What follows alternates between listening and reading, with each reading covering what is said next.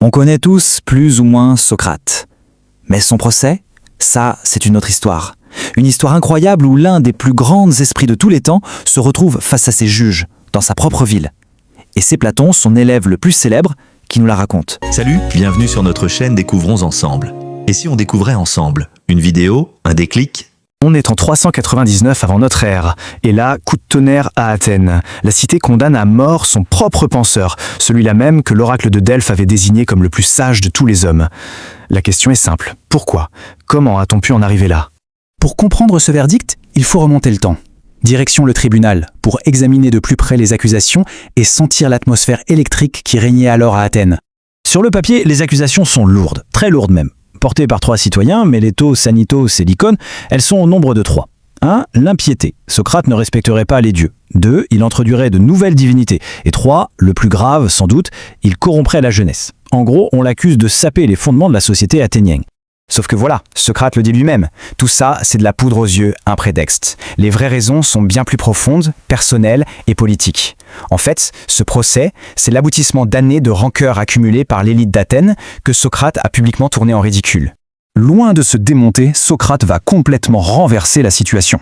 Il ne va pas se présenter comme un accusé, mais comme un homme investi d'une mission divine. La mission d'un taon.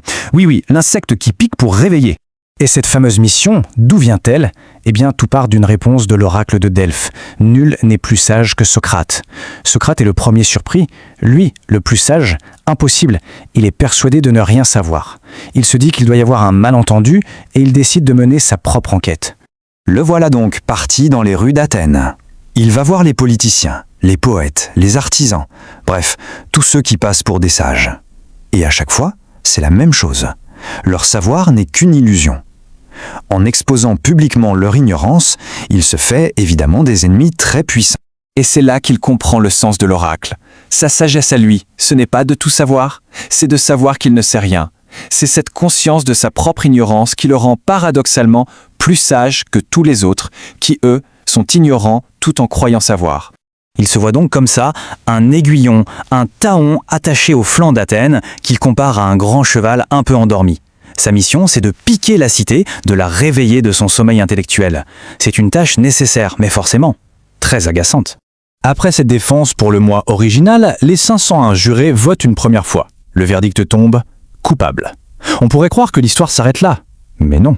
C'est ce qui se passe ensuite qui va sceller son destin.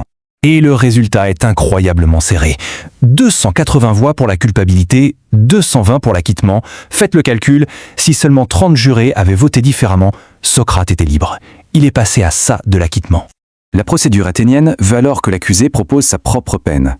L'accusation réclame la mort. Et Socrate, au lieu d'une punition, il demande une récompense, être nourri à vie aux Prytanée, aux frais de la cité. C'est un honneur immense, normalement réservé aux héros olympiques. Cette audace, perçue comme un défi ultime, une arrogance suprême, va tout faire basculer. Socrate vient, sans le savoir, de signer son propre arrêt de mort. Pour les jurés, c'est la provocation de trop. Une insulte au tribunal. Beaucoup de ceux qui avaient voté pour l'acquittement indignés changent leur vote. Cette fois, la majorité en faveur de la peine de mort est écrasante. Face à la mort, Socrate n'a aucune peur. Au contraire, il transforme sa condamnation en une toute dernière leçon de philosophie pour ses amis. Il s'adresse à ceux qui l'ont soutenu et pose une question fondamentale. Pourquoi avoir peur de la mort? C'est une chose qu'on ne connaît pas. La craindre, ne serait-ce pas justement prétendre savoir ce que l'on ignore, la forme ultime de l'ignorance? Son raisonnement est simple. Soit la mort est un anéantissement total, un sommeil éternel sans rêve, et dans ce cas, c'est un gain immense, un repos parfait. Soit c'est un passage vers un autre monde, où il pourra continuer à discuter avec les héros du passé. Dans les deux cas, la mort n'est donc pas un mal. Il ajoute un dernier argument, plus personnel. Tout au long de sa vie, une sorte de voix intérieure, son fameux daimonion, l'a toujours averti quand il allait faire une erreur. Or, pendant tout le procès, cette voix est restée silencieuse. Pour Socrate, la conclusion est claire, ce qui lui arrive ne peut pas être une mauvaise chose. Au final, les raisons de sa condamnation sont complexes. Ce n'est pas tant le réquisitoire officiel que les haines accumulées, la méfiance politique, et surtout sa propre attitude. Sa fierté, son refus de se plier aux usages du tribunal ont été perçus comme une provocation qui l'a tout simplement perdu. Il conclut avec ces mots immortels, qui laissent ses juges, et nous tous, face à une question éternelle. Une fin qui n'est pas une défaite, mais l'apothéose d'une vie passée à examiner ce que signifie vraiment vivre et mourir en homme juste. Merci d'avoir regardé. Abonne-toi et fais le plein de découvertes. Clique sur la cloche pour ne rien manquer.